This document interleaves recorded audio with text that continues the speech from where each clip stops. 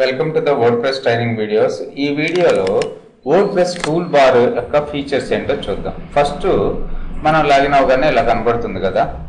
So ఈ పైన ఉండే పార్ట్ని టూల్ బార్ అంటున్నాం. చూడండి, ఈ టూల్ బార్కు ఉన్న స్పెషాలిటీ ఏంటంటే ఈ టూల్ బార్ ఎప్పుడు కూడా స్టిక్గా అంటే పైన ఫిట్ అయిపోయి ఉంటుంది. ఇప్పుడు ఈ సైట్లో నేను కిందకు వస్తున్నాను లాగిన్ అయ్యాను, కానీ ఈ టూల్ బార్ మాత్రం ఎప్పుడు కూడా కాన్స్టెంట్గా ఫిట్ అయి ఉంటుంది. రెండోది ఏంటంటే ఫస్ట్ నుంచి ఇంకా ఈ టూల్ బార్ లో స్టార్టింగ్ లెఫ్ట్ సైడ్ లో about WordPress, documentation, support forums, feedback ఇవన్నీ ఉంటాయి కదా మనకి. సో ఇవన్నీ కూడా external links. WordPress, documentation, support forums, feedback అనేవి ఎక్స్టర్నల్ లింక్స్. వీటిని క్లిక్ చేస్తే మనం వేరే సైట్లోకి వెళ్ళిపోతాం.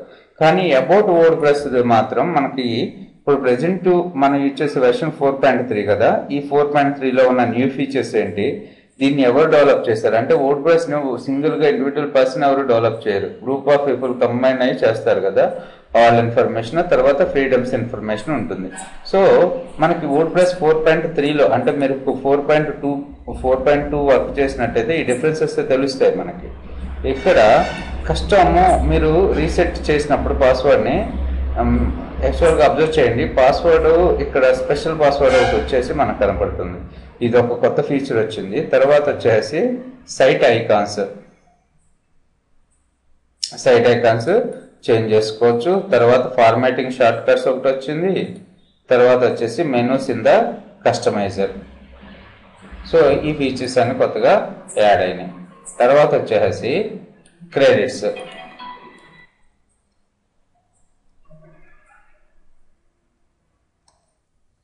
After that credits, project leaders ఎవరెవరు ఉన్నారు దీనికి, తర్వాత కంట్రిబ్యూటింగ్ డెవలపర్ ఏది 4.3 వెర్షన్కి, తర్వాత కోర్ కంట్రిబ్యూషన్ డెవలపర్స్ ఎవరెవరు ఉన్నారు, ఈ ఇన్ఫర్మేషన్ మొత్తం కూడా మనం చూసుకోవచ్చు ఇక్కడ.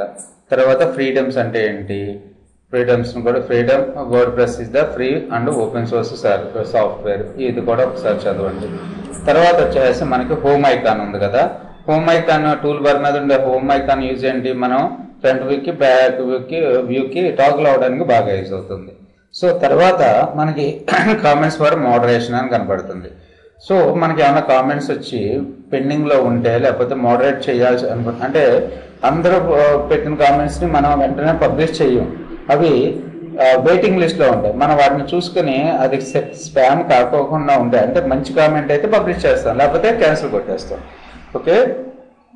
తర్వాత వచ్చేసి న్యూ అనే బటన్ కనపడుతుంది. న్యూలో పోస్ట్, మీడియా, పేజీ, యూజర్. మనం కొత్త పోస్ట్ క్రియేట్ చేయాలనుకుంటే ఇక్కడ నుంచి న్యూ పోస్ట్ క్రియేట్ చేసేయచ్చు, న్యూ పేజీ, న్యూ యూజర్ను కూడా క్రియేట్ చేయొచ్చు.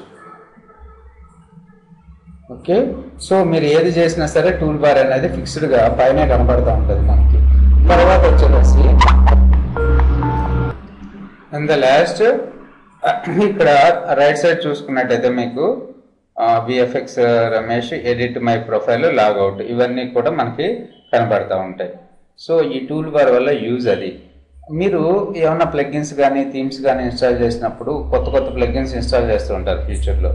అలాంటప్పుడు ఆ ప్లగ్గిన్స్కి సంబంధించిన అప్డేట్స్ కానీ లేకపోతే ఏమైనా మెసేజెస్ వచ్చినా సరే ఇక్కడ డిస్ప్లే అయ్యితో కనపడతా ఉంటాయి టూల్ బార్ మీద. అలాగే ఫ్రంట్ వ్యూలో కూడా కనపడుతుంది కదా టూల్ బార్, చూడండి ఇక్కడ. సో మరి ఇప్పుడు ఏమేమి కనపడుతున్నాయి మనకి, లేదన్నా విఎఫ్ఎక్స్ ఆన్లైన్ దగ్గర dash board, themes, widgets, menus. మీరు డైరెక్ట్గా డాష్ బోర్డ్కి వెళ్ళాలంటే డాష్ బోర్డ్కి, థీమ్స్కి వెళ్ళాలంటే థీమ్స్కి, విడ్జెట్కి వెళ్ళాలంటే విడ్జెట్స్కి వెళ్ళిపోవచ్చు ఇక్కడ నుంచి. ఇది ఫ్రంట్ వ్యూలో. అదే బ్యాక్ వ్యూలో మనకు డైరెక్ట్గా కనపడుతుంటాయి కాబట్టి ప్రాబ్లం లేదు. అలాగే కస్టమైజ్ ఆప్షన్ ఉంది కదా, ఇది ఫ్యూచర్లో ఎక్స్ప్లెయిన్ చేస్తాను. కస్టమైజ్ మన థీమ్ని ఎలా కస్టమైజ్ చేసుకుంటాం అనేది. తర్వాత వచ్చేసి కామెంట్స్, ఇదంతా కూడా కామనే, రైట్. సో ఇది కూడా కామన్గానే కనబడుతుంది మనకు. సెర్చ్ బటన్ కూడా ఉంది ఇక్కడ, సో మనం సెర్చ్ చేసుకోవచ్చు.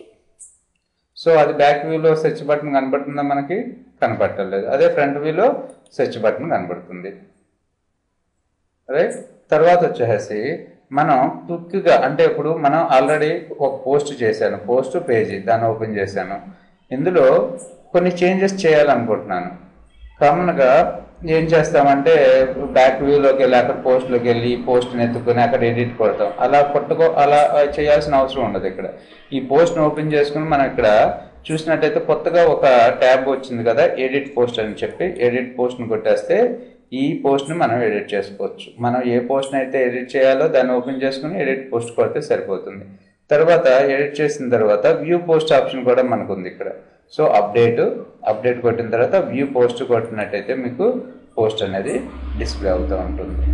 ఓకే, సో మనం బాగా గుర్తుపెట్టుకోవాల్సింది ఏంటంటే టూల్ బార్ చాలా ఇంపార్టెంట్ మన వర్డ్ ప్రెస్లో. ఇక్కడ ఒక్కొక్కసారి మొత్తం మీరు 4-5 ప్లగిన్స్ ఇన్స్టాల్ చేసిన తర్వాత ఇవన్నీ కూడా నిండిపోతాయి ఇక్కడికి వచ్చేసి.